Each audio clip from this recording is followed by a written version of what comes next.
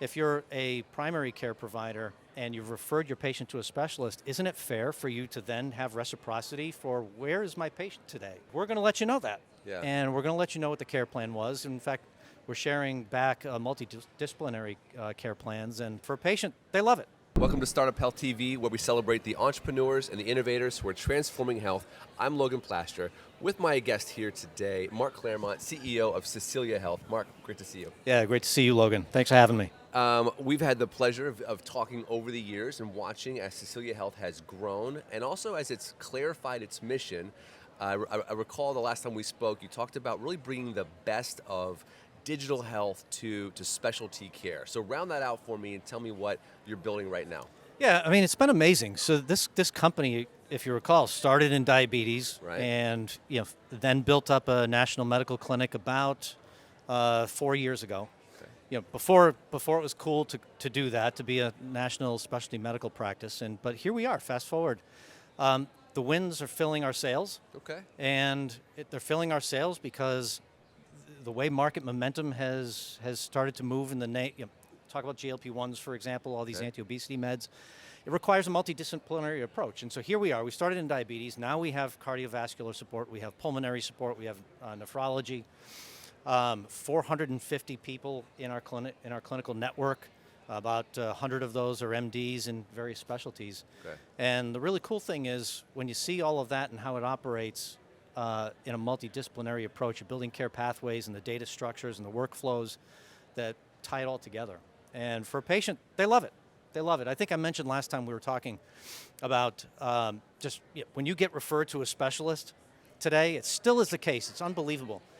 You may have the most modern engagement with your primary care I because remember you these telling me virtual this. primary care providers are fantastic. Many of them are fantastic.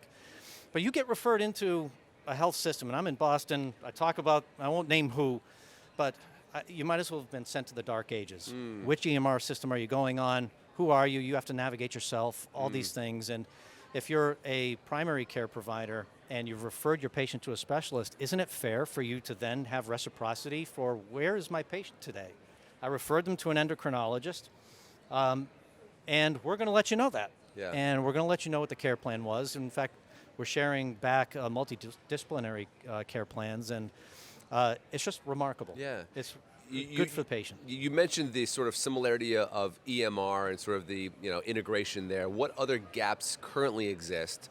You've described it as kind of going off the rails when you go from like a modern primary care to like specialty low def care. TV to high def TV. Yeah, you described kind of that. thing, So describe some of the other gaps so people understand the challenge even Yeah, better. well, look, I mean, first and foremost, we talked about access last time, and we were born in endocrinology, diabetes, first and foremost, and you could go across the strata of specialty areas, and there just aren't enough physicians to cover and handle the patients that need those services, and yet here we are with increasing demand, and so number one, you have to get this patients access to the right kind of care, to the right kind of specialist. Number one. Two, it has taken a long time because whether it's setting aside the financial side of things, the reimbursement structures until COVID weren't there, but really until recently we haven't had the right kind of data flows, the right kind of technical interfaces, and frankly the right kind of change management within clinical practice that virtual care, where we sit today, virtual care is part of that healthcare continuum. It's really plugged into whether you're brick and mortar, whether you go to a lab, whether you go talk to a Cecelia Health.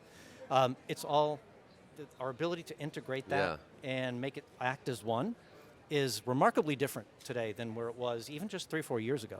I'm glad you mentioned change management, because one of my big questions I have for all of the founders that I talk to is you may have the best product, you may have the best team, but if you're working with a client, working with a clinic or a hospital that is just stuck in old thinking, that may be your actual biggest hurdle, is actually changing behaviors. And I wonder, how are you thinking about that? How do you bring somebody along and say, let's flip the switch here? It's multifaceted. And in the sense that not only is there change management in terms of how data gets from one place to another, how patient referrals happen, how labs are ordered, prior authorizations, et cetera. That isn't necessarily stuck in old thinking. There's a lot of really advanced thinking. effectuating all of that is the challenge. And so you, you think of a very siloed approach originally of well, there's clinical operations, and that's run by let's say a CNO is there in place, and where we are today, again, across the healthcare continuum is there's just such an openness to solve for bigger problems. And I find it to be, so if you're focusing on, let's say you're talking to a healthcare practice, again, we work with endocrinology practices, they typically will have a practice management system. You could accuse them of having old thinking, but it isn't. If you do that, then you're not going to advance the ball either, and you're guilty as charged. Okay. What you need to think about is, how does this plug in a way that's helpful for, you have to remember, physicians are running a business. Yeah. And again, whether setting aside the arguments of for-profit, not-for-profit, it's still a functioning, operating thing. Yeah. It's an organism that has to move forward and treat, and everybody, let's assume that everybody wants to treat patients with the kind of care and quality that they deserve. Yeah. And if you look at it in that context, and you're not always looking to put your logo front and center, and take the ego out of the logo, this is why we operate as primarily as a white label business. Okay. And look, we're not here to take people's patients. We're here for patient care, and we're here to support you. We together are part of the healthcare ecosystem. So that's a philosophy that if you can impart that in the partners that you're working with, then change management, you at least set the table for the philosophy for change management to occur. I'm glad you said that. It really aligns with something that I've been thinking about based off of a conversation that I had with a chief digital officer at a big health system who talked about the problem of startups coming to her and trying to disrupt what she was doing, disrupt her hospital, disrupt her system. How inviting is that? And she said, we are taking care of patients, millions of them. Yeah. We're taking care of patients every day. We don't need someone to come in and break, what we're doing. Like, we're actually doing. She looked around and she said, I haven't seen a digital health company do more than nibble at the edges of patient care at scale. Yeah. And so we need people to come in, just like what you said, acknowledge what we're doing, figure out how they come alongside as a partner and helper. That's right. Yeah.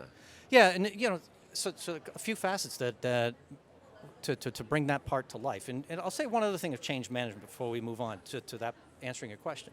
You're asking clinicians, so I see people out on the floor here that will say, well, here's how you need to practice. And I think that CDO is probably right in that, they're talking about, they come in with that ego of here's how you need to do things. And you forget that medicine, you have clinicians who are practicing medicine. Medicine, your first rule of medicine is do no harm. Yeah.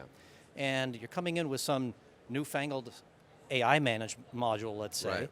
and maybe that hasn't been fully tested, vetted, whatever. Yeah. You're not just going to start throwing that at patients. No. You need to practice medicine. And so it manifests for us, as again, we're a national virtual specialty clinic. So we see it, our big intersection is in GLP-1s. So here we are, multidisciplined.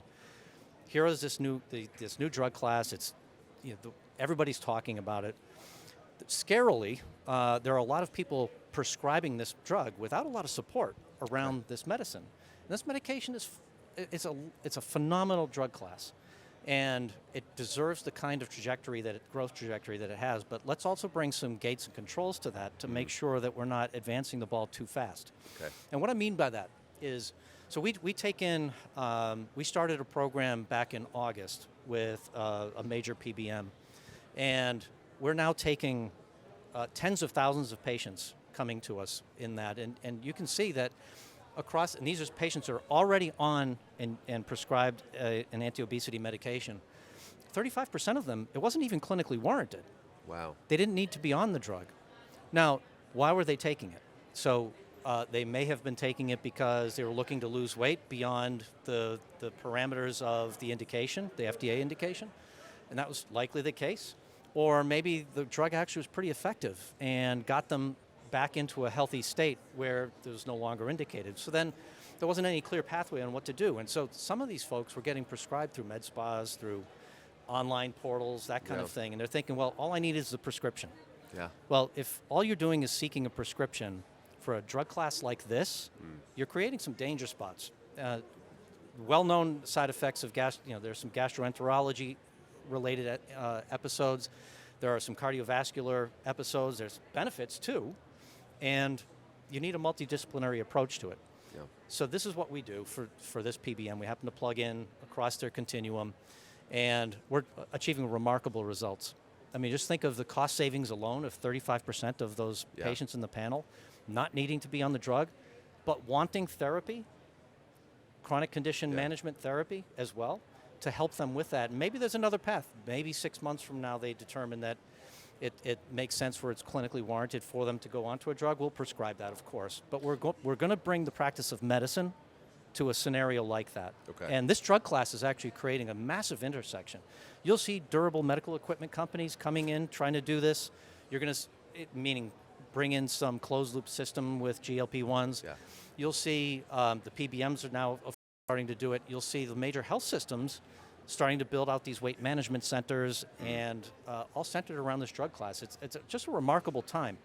But let's bring caution, let's temper it, and understand that the demand is high, and let's bring the practice of, make sure that the practice of medicine is there for patient safety above all else. Am I hearing from you that Cecelia Health is bringing a more integrated approach so that you have multiple specialties available 100%. under the same umbrella? That's right. Versus the closed loop system. Exactly. It might be more siloed. So you see this, it's an amazing thing. So you have a patient, let's say, who starts going on to Zepbound, tirzepatide molecule, and they start losing weight. Let's say previously they were approaching an insulin using type 2 diabetes scenario. Maybe they had sleep apnea on top of it. Yeah. All of a sudden, maybe they're using a CPAP machine. Sure. All of a sudden, they lose, the drug takes effect. And by the way, for the drug to be effective, you need to also have some clinical guidance in order to maximize its benefit. You just don't take a shot and wonderment happens. Yeah. For some patients that happens, but many patients need to make sure you're paying attention to your strength training, make sure you're still paying attention to diet.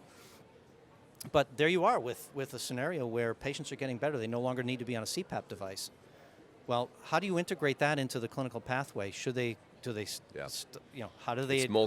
DME know that they no longer need that? Exactly. Same thing in CGMs, all those kinds of things. So again, this is where we're plugging in, and we're plugging in not just because of being this national virtual specialty practice. We're able to also practice in the context of health coaching and lifestyle management. And these things look like chronic care management, which is has its own definition within CMS, but it's way beyond that. Yeah. And for patients, at the end of the day, it's care, and that's what we're delivering. Interesting. What are you most excited about for the company for the next 12 months? Oh, I mentioned that the wins are filling our sails. Yeah. Right. So this PBM relationship is really cool. PBMs are expanding in that way. They need to. There's a lot of regulatory pressure that's kind of compressing their revenue. There's other impacts, both regulatory and change, that are compressing their margins, and so they need to think about healthcare delivery, and they're doing it. Yeah. So that's really exciting because that's kind of at the forefront of shifting the sands on how patients interact with their care. It's also making it much more accessible. So we're hitting major mission notes for us are increasing access for patients. This is hitting it in spades. I mentioned DME companies. They've got to think about what's happening and understand those impacts. And there's a certain defensive posture that they need to take over these next 12 months to 24 months. And they're going to do it. And it's just an exciting time because this multidisciplined virtual specialty practice, you see everybody starting to build this thing up. Yeah. They're just trying. And you can't just do it in a single discipline. It needs to be multidisciplined. Yeah. And we happen to be there. We happen to be the biggest. And frankly, whether we're the best at it, I don't care. Yeah. What I do care about is patient safety and the practice of medicine. We're going to bring that, and that's what we do every day. Yeah. We talk a lot about this mentality of abundance versus scarcity. There's room for a lot of people to do a lot of good in this market. So I like that you said that. So Mark, always good to get an update from you. I love that you have been pushing on this. And now sort of the market's catching up, the wind's in your sails, as you said, and there's an opportunity now to kind of leapfrog forward a bit, I think. Absolutely. So it's going to be exciting to watch over the next year. Yeah, it's a big year for Cecelia Health. Awesome, Mark. Yeah. We'll check in again. Yeah, great seeing you. All right, take care.